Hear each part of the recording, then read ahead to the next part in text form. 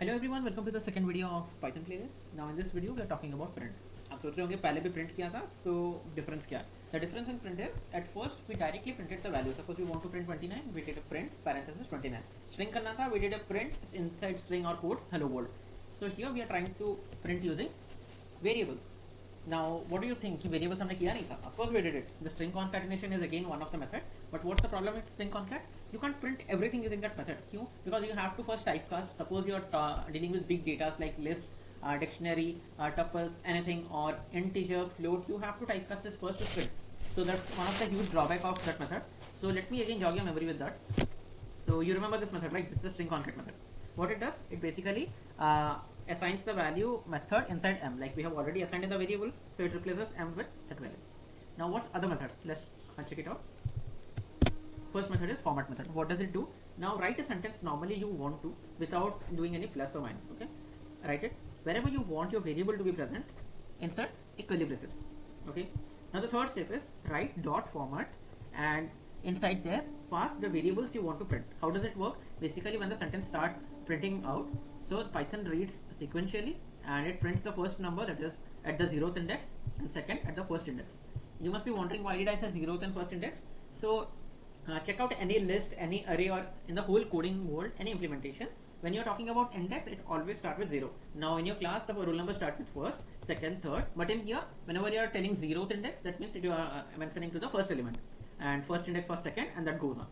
Now let's print it out. Yeah, so what happens here is, this is m, so the first is m here, so m replaces method, like the curly braces get replaced by the string method, and the number get replaced by the integer value 2. Now you must see that there is no, like we didn't do any typecast or anything, we directly pass the variable here, so that's how it works. Now the second method is, or you can say the different approach for the same method is, pass the index value directly. I explained you what indexes are, right? So in here what happens is, the value get replaced sequentially.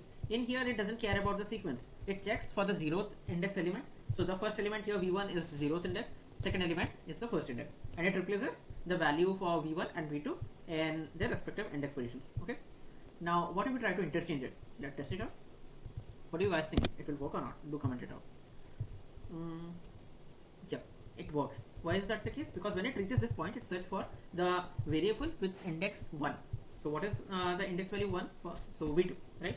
And for this one, 0th index, it's v1. So it prints accordingly. In the third approach, what we are doing is, rather than doing index, we are directly passing val3 and val4. What is it? Now in dictionary, what we used to do is, there is a key value pair. So in similar to that, val3 is key, and v3 is the value, val4 is the key, and v4 is the value. So inside curly braces, we are passing val3 and val4, which in turn replaces by v3 and v4, and which replaces the string that is assigned earlier. Let's run it out. Yeah, that works, right?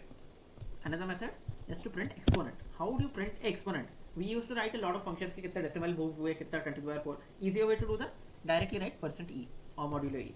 So in this method, write the sentence normally you want to, and whatever you are written in %e, that will be replaced by this value. Now you can see there is no keyword, there is no dot, nothing. You are just simply passing a modulo sign and the number you want to pass, and it will automatically convert it to exponential. How does it work, or how does that happen?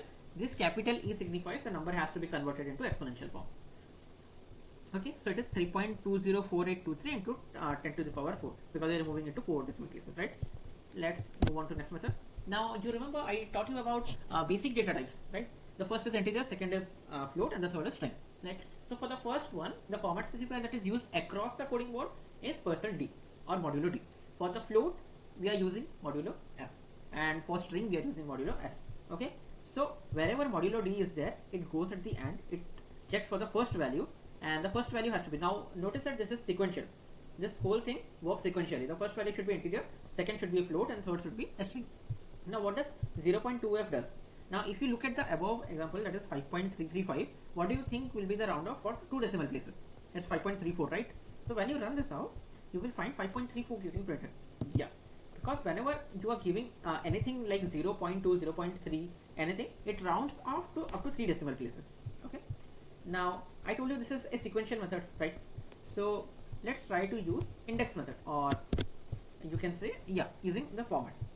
So here we are using dot format, we are passing ing value, but here the index value is 0, colon, and what is the value we want to pass? That is d, right? So here suppose we are doing 1 0.3. Why do we do that? We could directly print ij. Suppose you want to convert it up to 3 decimal places. So for integer it directly gets printed, right? But what about float? It doesn't. You have to change it separately, or you could directly do it in the print. So here when you run it out, you notice it rounds up to 3 decimal places, right? 5.336. Okay. Now here you will be noticing why there are spaces when I haven't given any. So whenever there is a 3D, now our integer is of 1 digit only. It searches for 3 digits, and if nothing is there, it fills the place with blank or blank spaces. So you can see here, this is the first space, this is the second space, this is the third space. So it satisfies the 3D. Understood? Now let's try to write something in a dictionary. I will teach you about dictionary, so no need to worry about it. The basic thing how to write a dictionary is dict, and inside the parenthesis you have to pass key and value pair. Now fun is the key and it stores the value bold. Just like the variable we are assigning earlier, it does the same way. Okay? And when we are printing the data, this is how a dictionary looks like. So now, how do we print this out? So yeah, let's do it. So what are we doing here? We are passing star data. You must be confused. Why is this the case? Because earlier what we did is we assigned val3 as v3, val4 as v4, if you remember, right? But suppose there is tons, literally tons or literally hundreds of values in the dictionary key value pair. You can't keep on writing everything, right? So what this star data does is it passes the whole dictionary. Now if it passes the whole dictionary, you must be thinking that is an error, right? No, it's not an error. It will, what it will do is it will search for the keyword fun and it will print bold. So irrespective of how many values are there, it will only print the part for which the key are present already.